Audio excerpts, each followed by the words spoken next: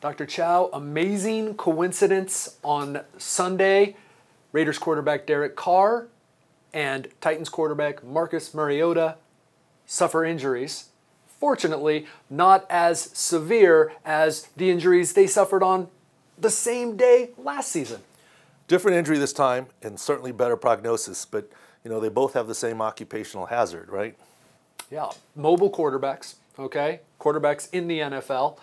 But wow, whoa, nothing more than coincidence. But let's talk about each injury. Derek Carr, as of this taping, X-rays were negative. They said that he had back spasms with an MRI to come. What do you see with Derek Carr? Well, the good news is this is not going to be anything long-term, no matter what the MRI shows. It was a knee to the back.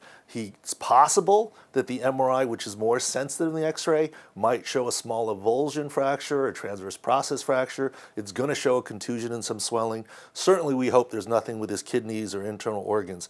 Any way you look at it, no matter what happens as a result of the MRI, if there is a named finding or not, I don't see Derek Carr missing an extended period of time. A good chance to play next week. Okay. We'll have to see how the effects of the injury, even if he had a transverse process fracture, like his color commentator announcer Tony Romo missed one game with two transverse process fractures. Right, this is not the 2016 injury to Tony Romo, but one of his previous back 2014, injuries. I believe. One game. One game at most, and I think he's got a good chance to play through. So this is, you hear about anything with the back and you're worried about the nerves and the spinal cord, this is nothing like that, which is good news. All right, hamstring, scoring a touchdown, his second touchdown of the game. Marcus Mariota, he ended up still playing through an interception. You said in our post on ProFootballDoc.com, perhaps that, getting the ball and being able to throw it as well as he could. Maybe the hamstring had something to do with it. I know there's a wide window of what could happen. You also said in our post that perhaps the Titans were just being cautious. What do you see from him?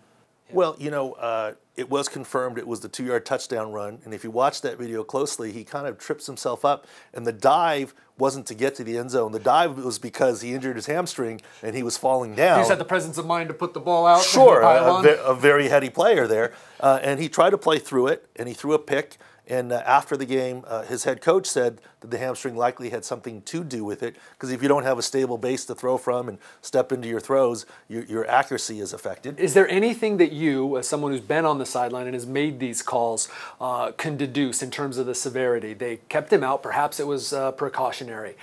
He tried to play through it, so maybe it wasn't that bad.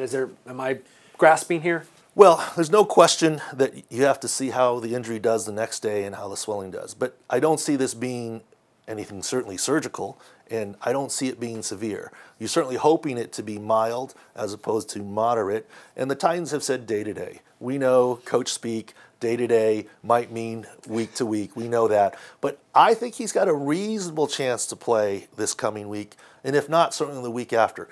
And it's not like you can just say, keep him in the pocket and he'll be fine, because you still need your hamstring to sidestep and be mobile within the pocket and step into throws and push off. And by video, it seemed to be that it was his left hamstring that was the issue as he steps into throws and so forth. But I don't think the news is anywhere near what those two had last year.